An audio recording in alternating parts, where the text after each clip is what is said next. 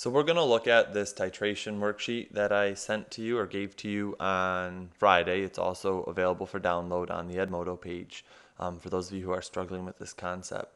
Before we start, I just want to talk generally about what's happening in this titration. We've filled up a beaker with 100 milliliters of nitrous acid, and the nitrous acid has a 0.5 molar concentration, meaning that in that 100 milliliters, there are 0.05 moles, because again 0.05 molar is 0.05 moles per liter. Well, we only have a tenth of a liter. As we go, we're going to add in drop by drop sodium hydroxide until the acid is neutralized. Now, since sodium hydroxide is a strong base, it's going to continue to hydrolyze over and over until all the nitrous acid is gone, until it's removed those hydrogens from every single one.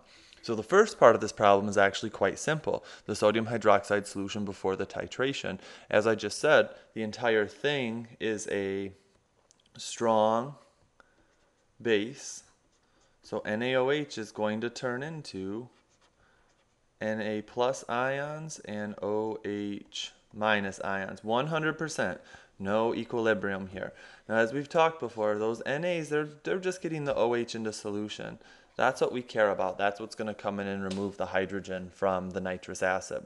So to solve this problem, since every OH is going to be removed, we'd say to ourselves, well, if 0.5 molar solution of NaOH breaks up into Na and OH, since it's a 1 Na to 1 OH ratio, I'm going to end up with a 0.50 molar OH minus solution.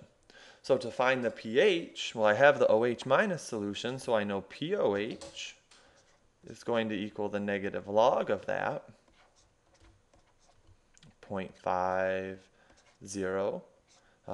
I did all my math beforehand. I hope I don't make a mistake, but we'll see. That gives me a POH of 0.30, or in other words, our pH is going to equal 13.70. And that shouldn't be surprising. It's going to be a very, very high pH because we have a very, very strong concentration of sodium hydroxide, an extremely strong base. To keep the video short, what I'm going to do is for each part make a different one. So each part is going to have its own section. That way, if you are looking at a particular section, you can right away say, oh, I know how to do this, or I don't know how to do this, or I need to watch video B because I didn't understand B.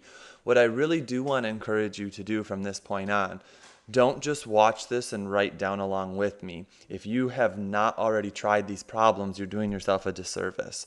It's going to make it seem easy to just copy down what I'm writing on this screen, but you need to try to see if you can figure them out on your own first. Do everything you can for the problem, do as many things as you think might be right, then you can consult each part to see if you're on the right track.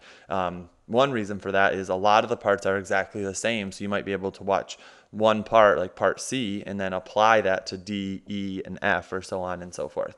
So again, each letter is going to go up as its separate video file, so look for those on our Edmodo site.